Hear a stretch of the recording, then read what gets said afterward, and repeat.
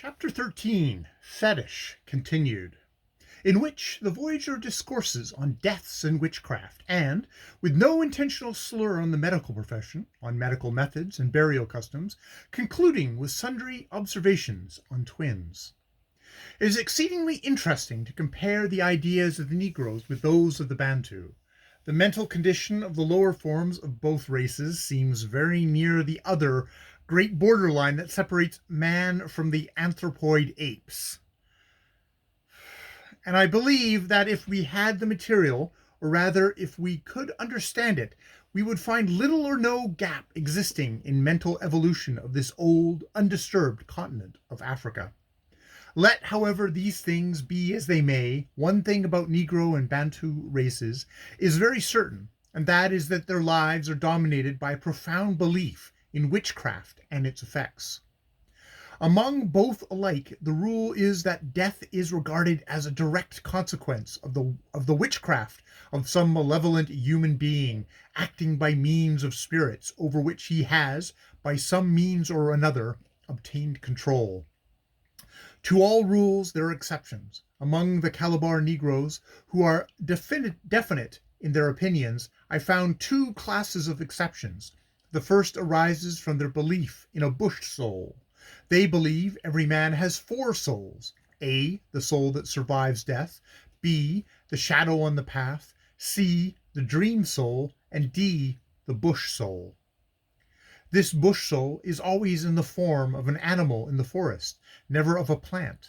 Sometimes when a man sickens, it is because his bush soul is angry at being neglected, and a witch doctor is called in, who, having diagnosed this as being the cause of the complaint, advises the administration of some kind of offering to the offended one. When you wander about in the forest of the Calabar region, you will frequently see little dwarf huts with these offerings in them.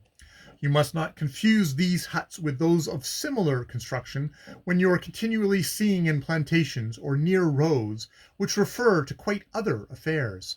These offerings, in the little huts in the forest, are placed where your bush soul was last seen. Unfortunately, you are compelled to call in a doctor, which is an expense, but you cannot see your own bush soul unless you are an Ibumptu, a sort of second sighter.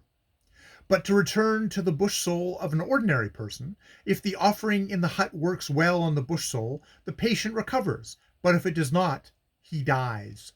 Disease arising from derangements in the temper of the bush soul, however, even when treated by the most eminent practitioners, are very apt to be intractable, because it never realizes that by injuring you, it endangers its own existence. For when its human owner dies, the bush soul can no longer find a good place and goes mad, rushing to and fro. If it sees a fire, it rushes into it. If it sees a lot of people, it rushes among them until it is killed, and when it is killed, it is finished for it, as Monsieur Picault would say, for it is not an immortal soul. The bush souls of a family are usually the same for a man and for his sons, for a mother and for her daughters.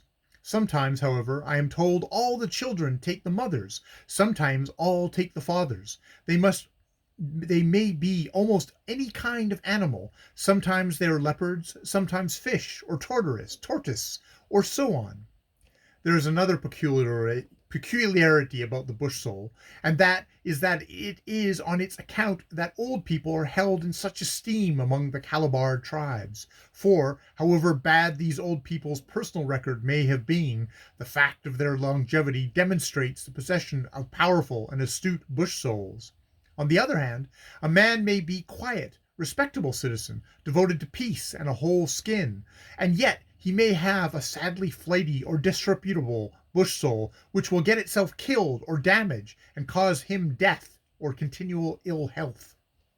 There is another way by which a man dies apart from the action of bush souls or witchcraft. He may have had a bad illness from some cause in his previous life, and, when reincarnated, part of this disease may get reincarnated with him, and then he will ultimately die of it.